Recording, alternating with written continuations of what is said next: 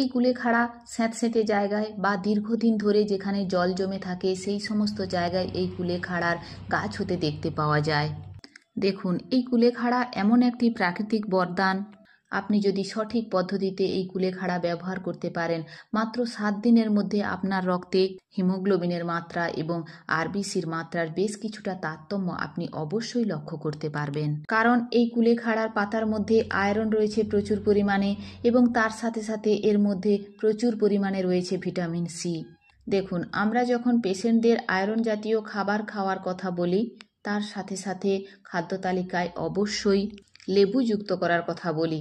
তার কারণ লেবুর মধ্যে যে ভিটামিন সি রয়েছে, এই ভিটামিন সি আপনার শরীরে আয়রন অ্যাবজর্পশন বাড়িয়ে দেয়। কিন্তু প্রাকৃতিক বরদান হিসাবে এই কুলেখাড়া এমন এক ধরনের গাছ, এর মধ্যে আয়রনও রয়েছে এবং তার সাথে সাথে রয়েছে প্রচুর পরিমাণে ভিটামিন সি। তার ফলে এই কুলেখাড়ার পাতার মধ্যে থাকা আয়রন খুব সহজেই আমাদের শরীরে অ্যাবজর্ব হতে পারে এবং এই কুলেখাড়ার পাতার মধ্যে ফোলেটও রয়েছে ভরপুর মাত্রাতে।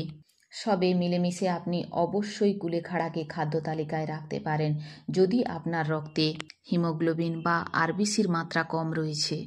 এই কুলেখাড়া পাতা খাওয়ার সঠিক পদ্ধতি হলো, কিছু কুলেখাড়ার পাতাকে সংগ্রহ করে ভালো করে ধুয়ে নিয়ে একটি মিক্সার গ্রাইন্ডারের মধ্যে দিয়ে ভালো করে পেস্ট বানিয়ে নিন। তারপর জলের সাথে মিশিয়ে সেটিকে ছেঁকে নিয়ে সকালবেলায় খালি পেটে আপনি 1 গ্লাস খান। আর না হলে আপনি আরও একটি কাজ করতে পারেন, কুলেখাড়ার পাতা নিয়ে সেগুলিকে ভালো করে ধুয়ে সেগুলিকে জলের মধ্যে সেদ্ধ করে নিন।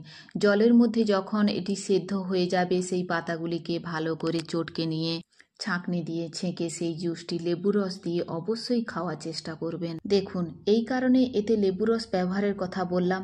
আপনি যখন কুলেখাড়ার পাতাকে জলের মধ্যে সেদ্ধ করবেন, কুলেখাড়ার পাতার মধ্যে যে ভিটামিন সি ছিল সেই ভিটামিন সি নষ্ট হয়ে যাবে।